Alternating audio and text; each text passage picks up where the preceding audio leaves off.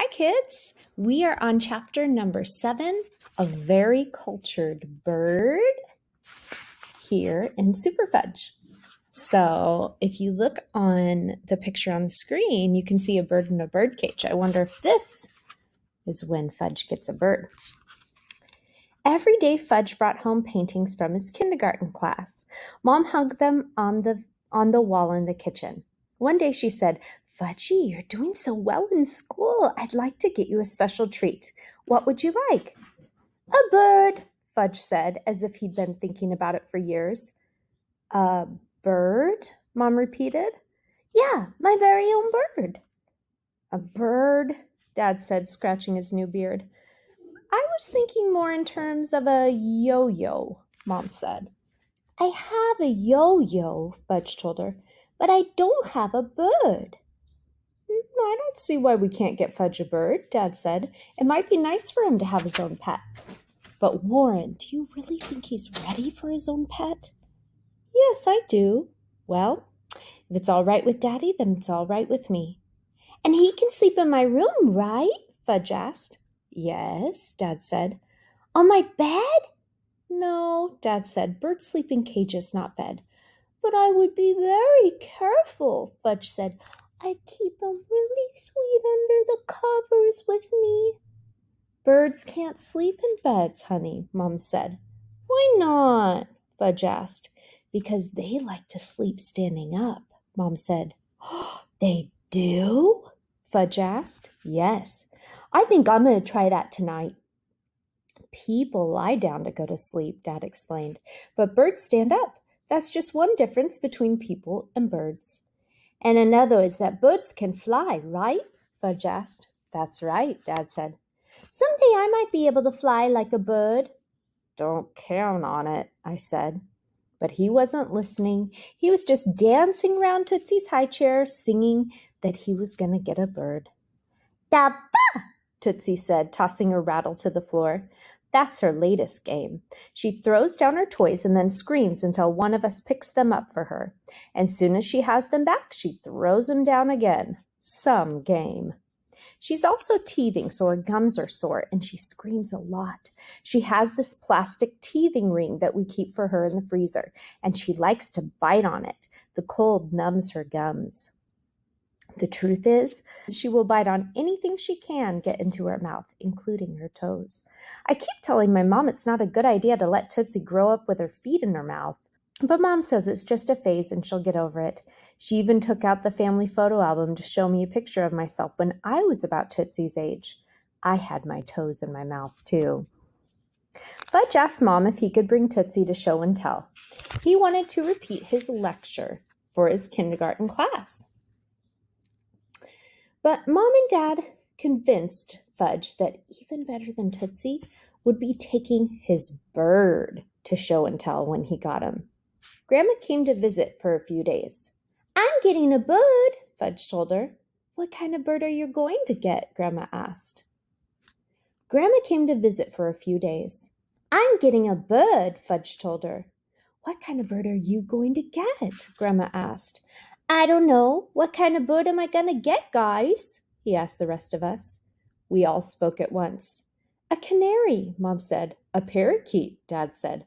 "A mynah bird," I said. Fudge looked confused. "I see you haven't decided yet," said Grandma. "Well, mynah birds can talk," I said. "A talking bird?" Fudge asked.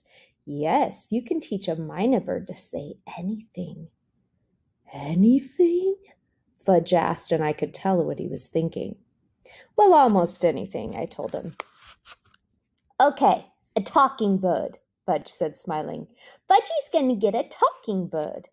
"Now, wait a minute. We haven't decided on what kind of bird we're getting," Dad said. "I was thinking in terms of a nice blue parakeet. You can train a parakeet to fly around the room and land on a stick." "And I was thinking in terms of a pretty yellow canary," said Mom. "Canaries can sing and they make everyone feel happy." "That's nice. Mommy can get a canary, Daddy can get a parakeet, and Fudgy can get his own mynah bird." "We're only getting one bird," Mom told him. "Oh, Then I guess Mommy won't get a canary and Daddy won't get his parakeet because Fudgy's getting his minor bird. Peter says they can talk and he knows everything. Mom and Dad looked at me. Well, how was I supposed to know you wanted a canary and that you wanted a parakeet? You never mentioned it before. It should be very educational for Fudgy to have a minor bird, Grandma said. If I teach him to talk, he might teach me how to fly, Fudge said and flapped his wings. Tootsie hiccuped and then started crying. Who wants some home-baked cookies? Grandma said. She lifted Tootsie out of her high chair and patted her on the back. Grandma's very good at changing the subject. The next afternoon, when I was home from school, the car was gone and the house was quiet. I went upstairs, and on my way to my room, I heard something funny come from Tootsie's room. Her doors opened just a crack, and I peeked in, and there was Grandma barefooted dancing in circles with Tootsie in her arms. Hi, Grandma, I said, opening the door. Oh, Peter! She stopped and her face turned red. What were you doing? I asked. Dancing. Tootsie likes to dance, you know. No, I didn't. Tootsie grabbed a handful of Grandma's hair and screeched with delight. What song were you singing? Oh, it's called Toot Toot Tootsie Goodbye, Grandma said. You mean there's really a song? You weren't making that up? Oh, certainly not. It was very popular back, well, I can't even remember what year, but back when I was younger. Here, you try it. Me? You want me to dance with Tootsie? Why not? Grandma, I'm in the 6th grade. I don't go around dancing with babies in my arms. Why not? Well, because. Come on. I'll sing and you dance. And she began her song again. I twirled around and around with Tootsie in my arms, and Grandma was right. She loved it. She screamed and she laughed and she threw her head back, and pretty soon I was laughing too. All three of us were having a great time when Fudge appeared at the door and said, What are you doing, Peter? I looked over and Mom and Dad were standing there too. Oh, I was dancing, Grandma said. Tootsie likes to dance, so we were dancing with her. I put Tootsie down in her infant seat and smoothed my hair with my hands, ready to explain that it was all Grandma's idea and that I was just going along with her. But it turned out I guess I didn't need to explain anything. No one seemed to think it was strange that I was dancing with Tootsie and Grandma was singing her song. Get what? Fudge said. What? I saw him. I saw my minor bird. Where? I asked. At the pet store. We're going to bring him home tomorrow. They had to order a cage. He's all black with yellow legs and a yellow nose. A yellow bill, I said. Nose, bill, who cares? And he can talk. What can he say? He can say hello in French. In French? That's right, in French, Mom said. He's very cultured. And I already named him. What'd you name him? Grandma asked. I expected him to say Pierre or Jacques since he spoke French. Uncle Feather. Uncle Feather? I said. Yeah, Uncle Feather. Isn't that a good name for a bird? It's unusual, I said. And interesting, right? Oh, yeah, definitely interesting, I told him. It's a real privilege, isn't it? No, it's not a privilege. It has nothing to do with privilege. I never should have used that word with such a little kid. He still didn't know how to use it, and he probably never would. So it's not a privilege, Fudge said. But who cares? And he began to sing. Uncle Feather came to town, flying in a blue sky, yellow nose and yellow legs, and he belongs to me. Oh my! Come on, Grandma, dance with me, Fudge said. He and Grandma held hands and danced around the room while Fudgy sang his latest song to the tune of Yankee Doodle. My family and their musical numbers were getting to be too much, so I took off for Alex's house for some peace and quiet. The next day, Mom, Dad, and Fudge went down to the pet store and returned with Uncle Feather, complete with the cage, cover, box of food, and a book called Getting to Know Your Mina Bird.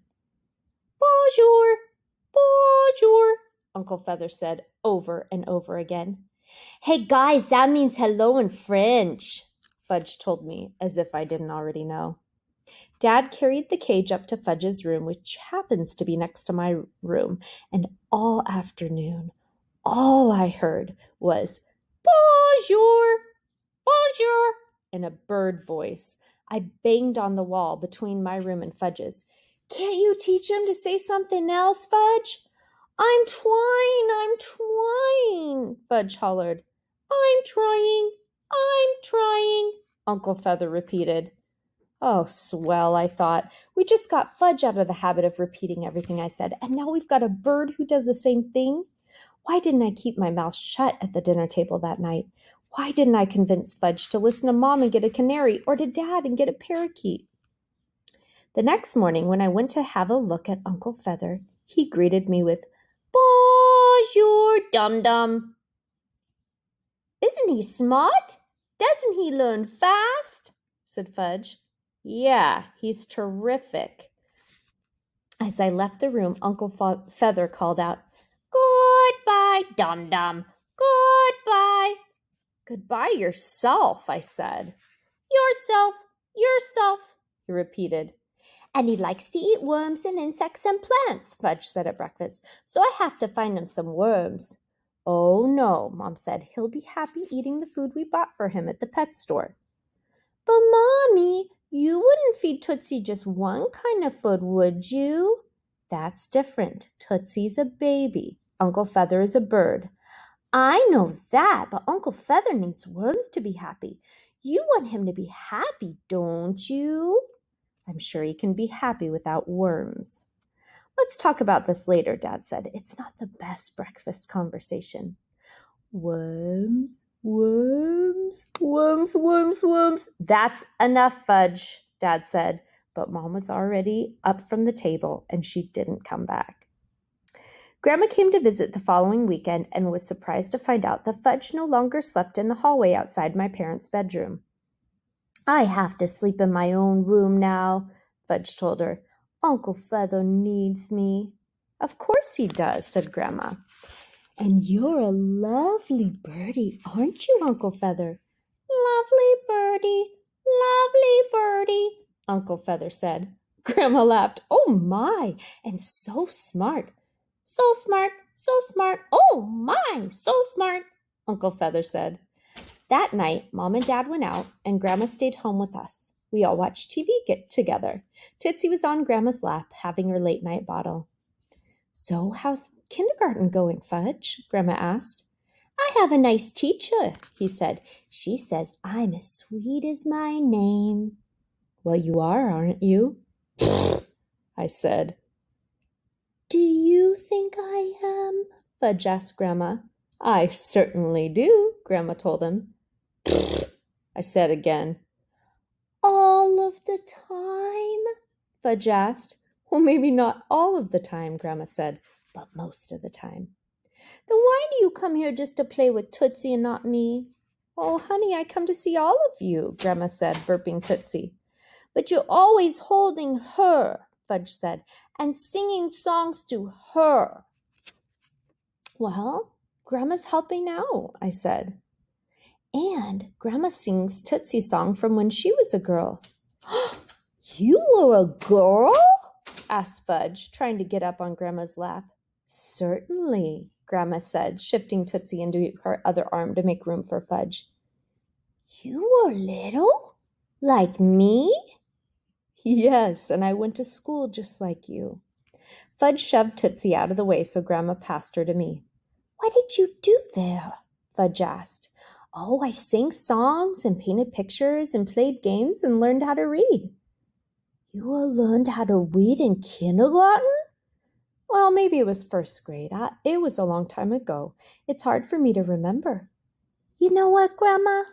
"No, what?" "I'm the middle child now, so I need lots of attention."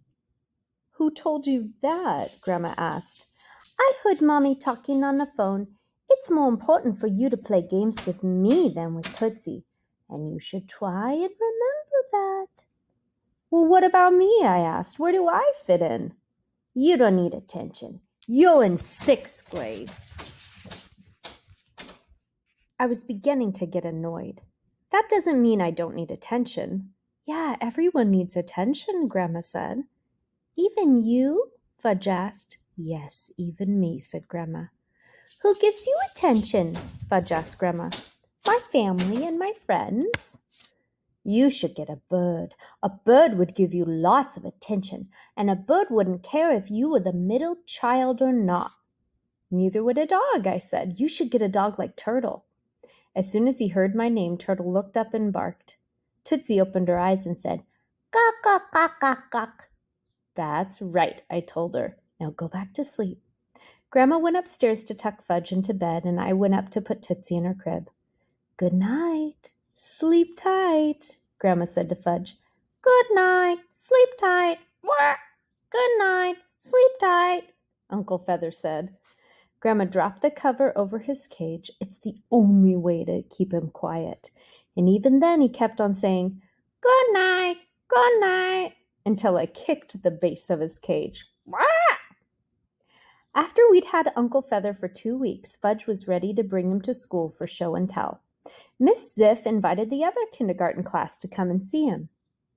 I got special permission from Mr. Green to skip half of English class to go down to Fudge's room, in case of emergency. Mrs. Hildebrandt's kindergarten class marched in and sat in a circle on the floor right behind Fudge's class. Uncle Feather's cage stood in the middle of the circle. When everyone was settled, Fudge pulled the cover off the cage and said, Presenting Uncle Feather! Ooh, said all the little kids.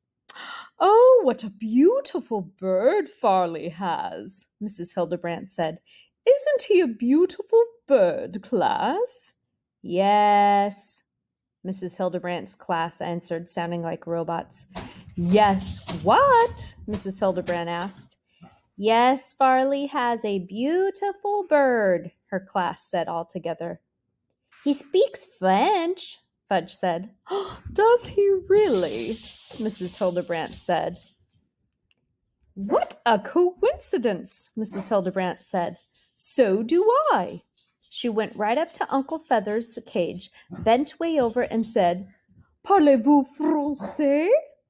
Uncle Feather cocked his head, looked straight at her and said, Bonjour, dum-dum.